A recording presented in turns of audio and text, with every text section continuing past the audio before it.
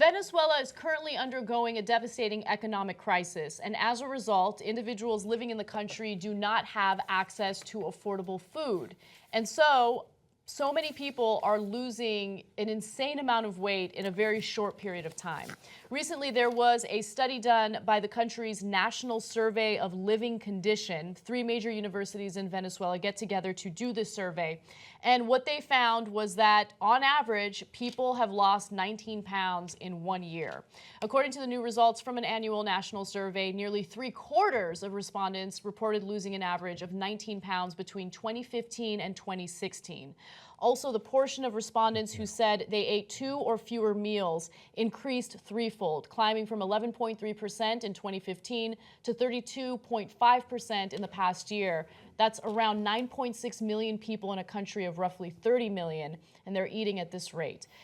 So let's just pause there for a second. Yeah. That is literally unbelievable. I don't believe it. So now let me explain what I believe and don't believe.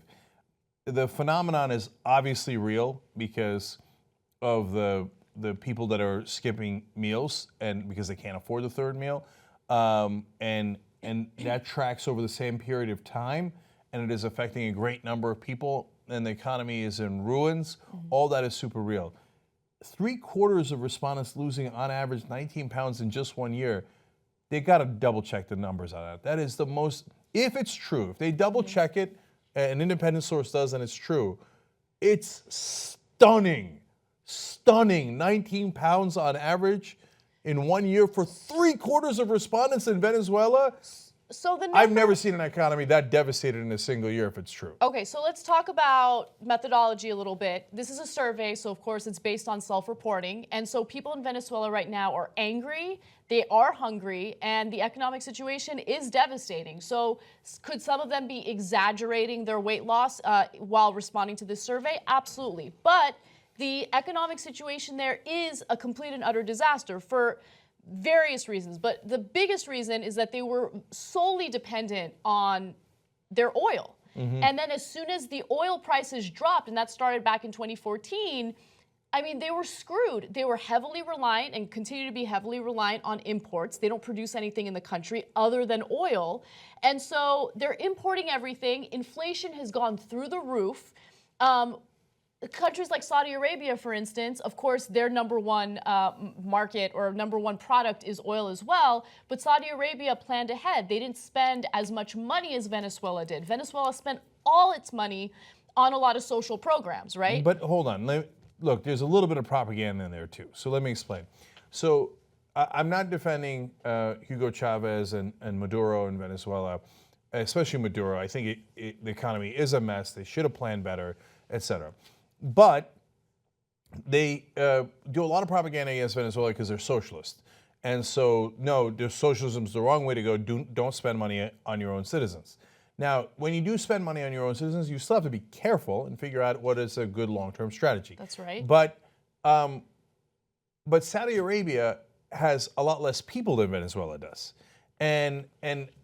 So, yeah, they didn't overspend, partly because the royalty keeps most of the money. Yeah, and by the way, just let me be clear about something. I'm just bringing Saudi Arabia because some people might bring up that country and be like, well, if Saudi Arabia relies heavily on oil, then how come when oil prices went down, Saudi Arabia's economy didn't suffer as much? That's the only reason why I bring it up. I'm not saying Saudi Arabia has a good way of governing and a good economic situation that's fair and equal for everyone. No, I'm just saying that those are the two differences. No, I understand that, but let's continue to talk about the larger issues here. I have almost never seen an article about Venezuela in the West that didn't talk about, the socialism doesn't work. Socialism, though, the problem is socialism, right? Yeah.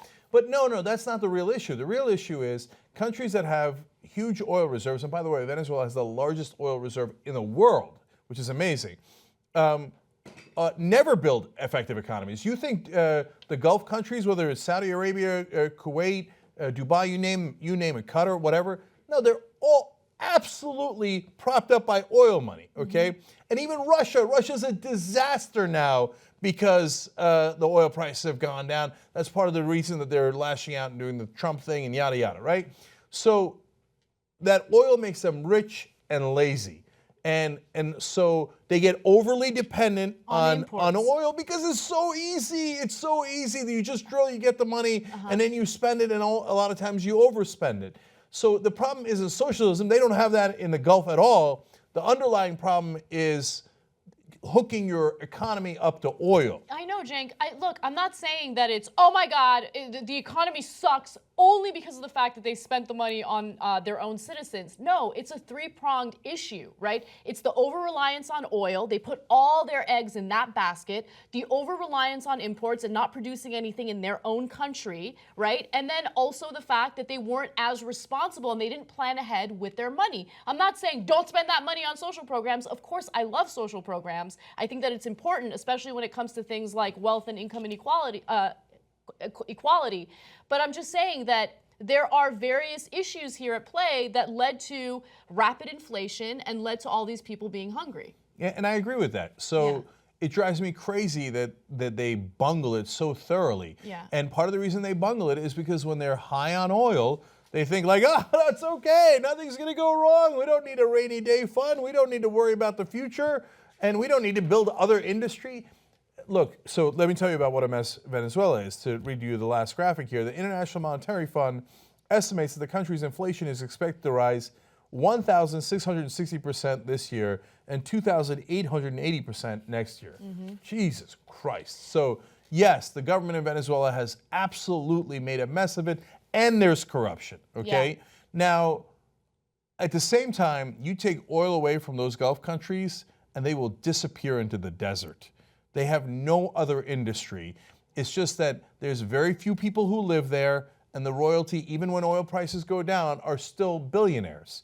So there's the appearance of everything is fine. You stop they run out of oil reserves or gas reserves in those countries, they're gonna be into the wind, man. There's gonna be nothing left in those countries. They have no other industry. Why? Same problem as Venezuela. They hit the crack pipe and they hit the heroin too hard. They're hooked on it. Once you take it out, there's nothing left.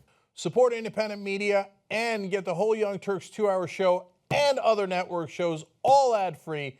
tytnetwork.com/join. Come join us today.